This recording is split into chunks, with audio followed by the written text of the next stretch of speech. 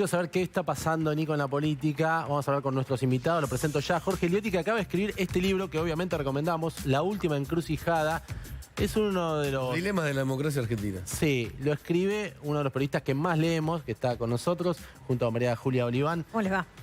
Jorge, ayúdanos a pensar, ¿qué puede pasar el domingo? Sé que es difícil, pero queremos escucharte a vos. Es una pregunta, empezaste... Es fácil, Sí, para arrancar, para romper el hielo. Me la simplificó.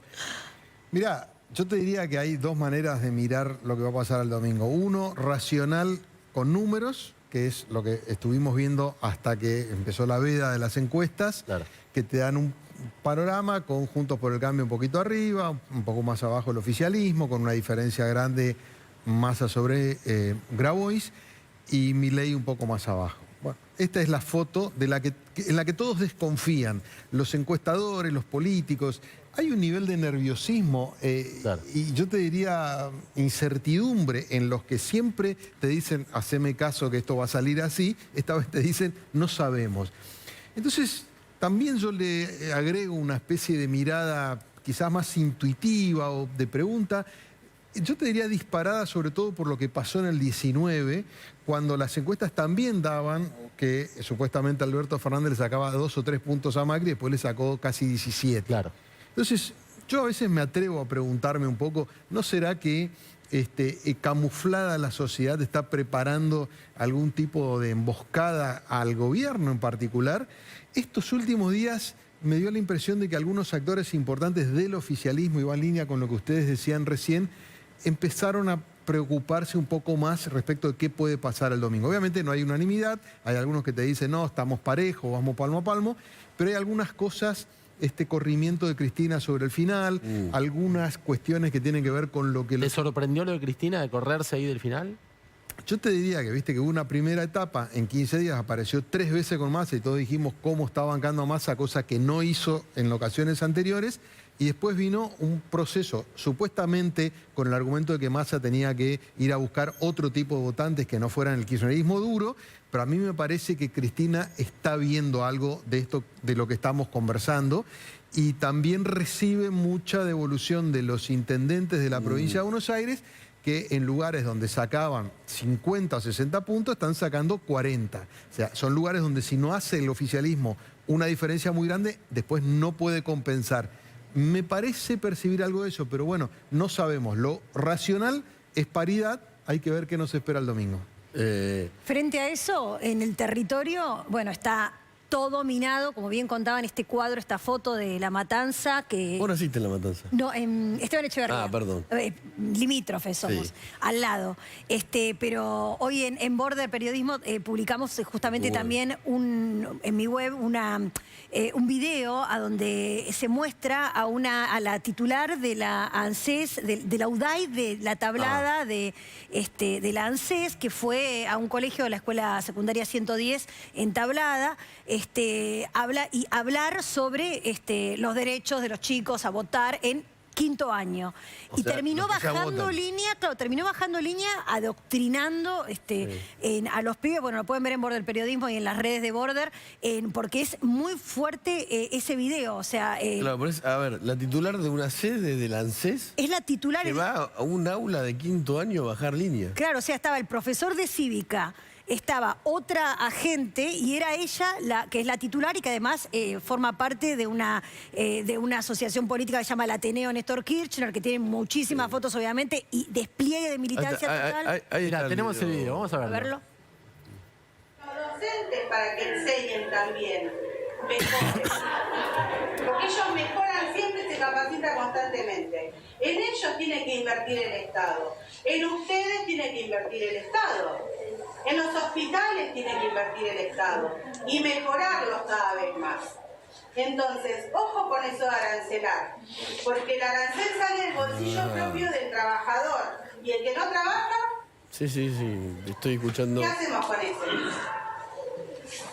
Y el que necesita primero estudiar, progresar, para después trabajar, ¿a dónde se va a ir a atender si no tiene trabajo y no tiene ingreso? Sí, Lo que está Este haciendo... es el crudo.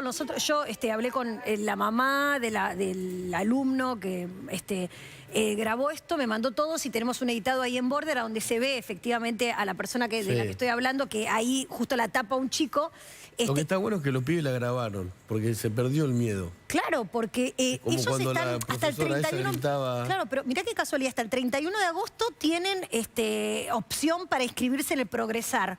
Entonces, todo este tiempo van a las escuelas a proponerle a los chicos que se inscriban al Progresar y terminan con todo este adoctrinamiento. El ¿no? discurso me parece que tiene que ver con... Es contra lo que dice Milei, ¿no? Porque está hablando de... el Estado tiene que invertir en ustedes, cuidado con que se arancele la escuela, que es una de las ideas de Milei. ¿Qué pasó en la Argentina para que pase esto, Jorge? Vos decís en tu libro que esta es la última encrucijada, como que es una elección donde se juega parte del futuro. Un poco el planteo es ese, de que la Argentina ha ido de alguna manera acumulando una gran cantidad de problemas económicos, sociales, políticos. Abarca lo educativo, donde ha habido un deterioro muy significativo en las evaluaciones, incluso comparativamente con América Latina.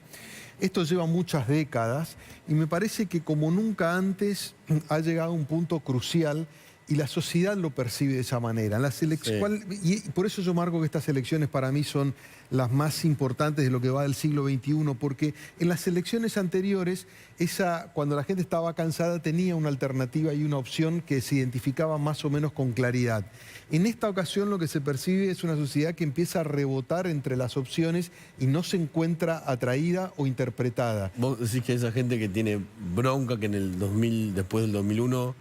no tenía cómo catalizarla, no sería votante de Milei.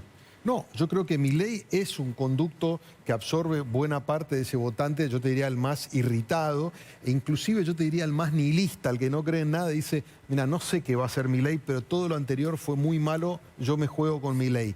Pero después tenés, además de Milei, que para mí es un emergente natural de este proceso, tenés gente que está dudando si va a ir a votar, mucha gente que piensa en voto blanco. Y es más, Nico, yo te diría que mucha gente que va a votar por un candidato va a ser un votante muy frágil, muy lábil, que no confía demasiado, que termina optando porque, bueno, entre lo que tiene, elige, pero no hay expectativa de que en este caso la elección pueda de alguna manera empezar a resolver lo que la sociedad demanda. Y ese me parece que es el desafío que va a afrontar el próximo gobierno. No solamente, digamos, ganar las elecciones, que ya es un trabajo importante, sino hacerse cargo de herencias que vienen ya acumulándose desde hace muchas décadas y que me parece que no tiene mucho tiempo más para postergar la Argentina, ¿no? Es como una sociedad triste con la política. Sí, y por eso, bueno, vemos... Es como tan amplio el abanico de las variables que pueden suceder de acuerdo a lo que pase el domingo. Es decir, hay muchísimas lecturas posibles en relación a lo que saque cada uno de los candidatos.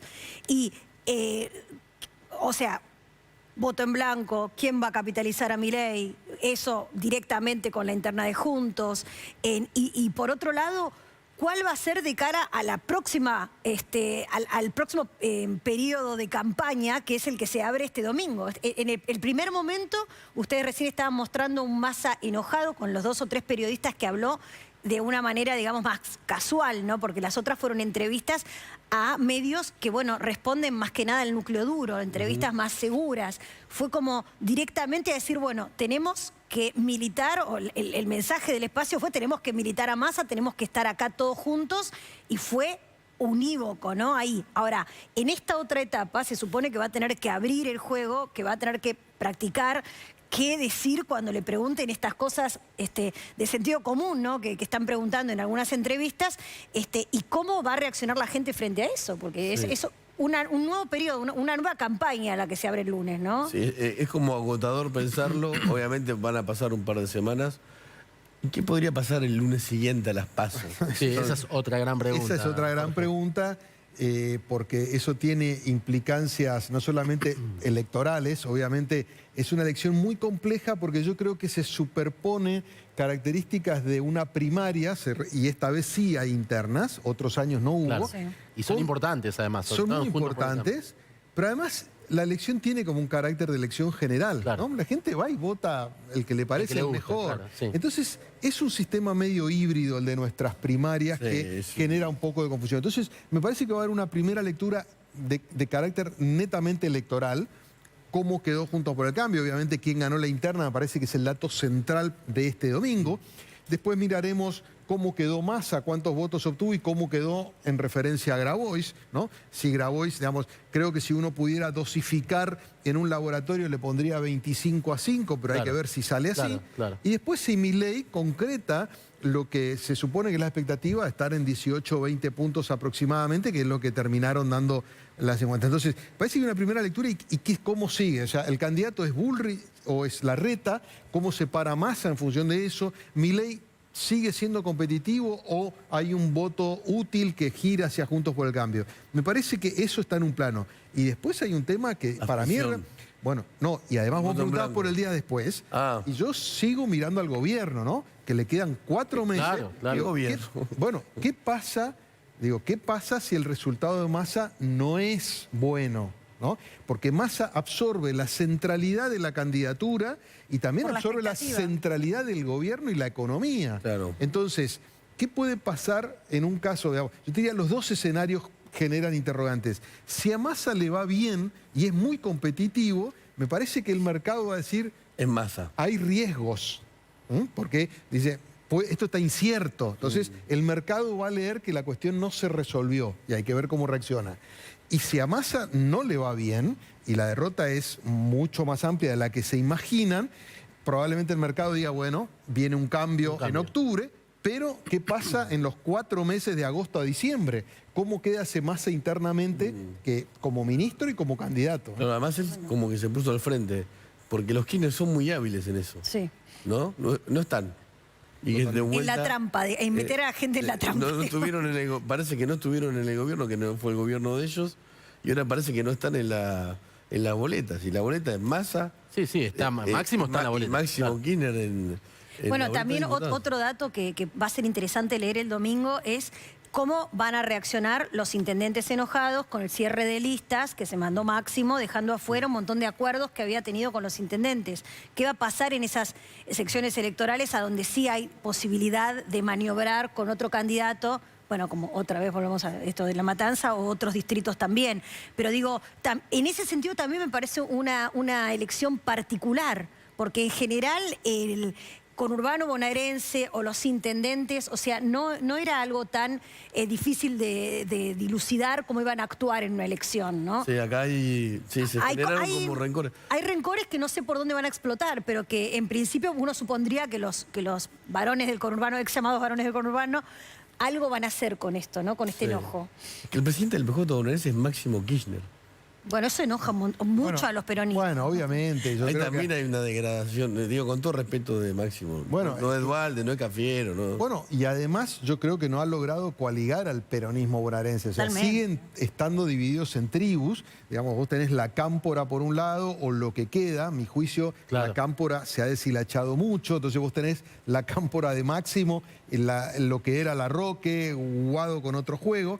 Después tenés los intendentes y después tenés el movimiento Evita. Sí. Entonces, está muy distribuido. Yo creo que hay 2 municipios que para mí son como, digamos, las batallas centrales. Uno para mí donde la cámpora se juega la vida, que es Hurlingham, Es impresionante. donde están poniendo todos los cañones para que Celsi le saque la intendencia a un representante de los intendentes, que es Juan Zabaleta. Me parece que ahí es una pelea a morir. Y la otra es La Matanza, donde es intendente Espinosa contra Levita, porque va la esposa de Pérsico Cubría. Entonces, esos 2 municipios me parece que son de alguna manera la síntesis de lo que no ha logrado Máximo como representante del peronismo bonaerense. Y ahí María en- Julia, vos a Cristina, ¿cómo la ves? ¿La ves escondida? ¿La ves preocupada? ¿La ves que está especulando? ¿La ves Bueno, enojada? hoy tuiteó, ¿no? Sí.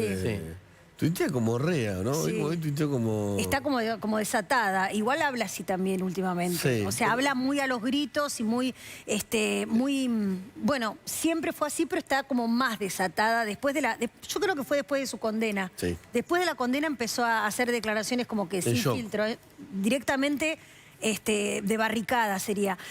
La veo a Cristina, como siempre, especulando, ¿no? O sea, no dando ningún ningún paso en falso en relación a pegarse a alguna persona que pueda, según ella, ay, no me sale la palabra. Hacerle pagar un costo. Limar su capital político, ¿no? O sea, ella no va a jugarse por nadie como no lo hizo nunca, y lo que está siempre es cuidando su propio capital, que hay que ver cuánto es su propio capital en este momento. O sea, hasta dónde llega esa electora que supo ser, qué es lo que queda en esta elección de esa electora que supo ser.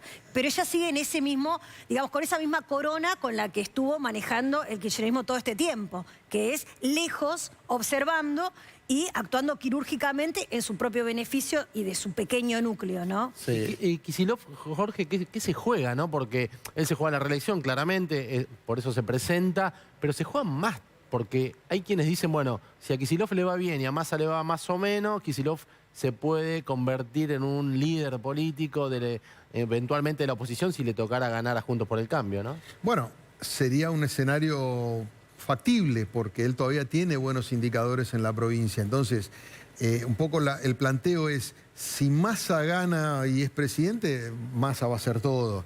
Ahora, si Massa no gana y Kicillof sí gana, bueno, va a quedar como el referente más importante con poder territorial. Hay que ver si ahí puede construir algo, yo te diría, un poco más sólido, porque estos 4 años ha estado tutelado por el kirchnerismo.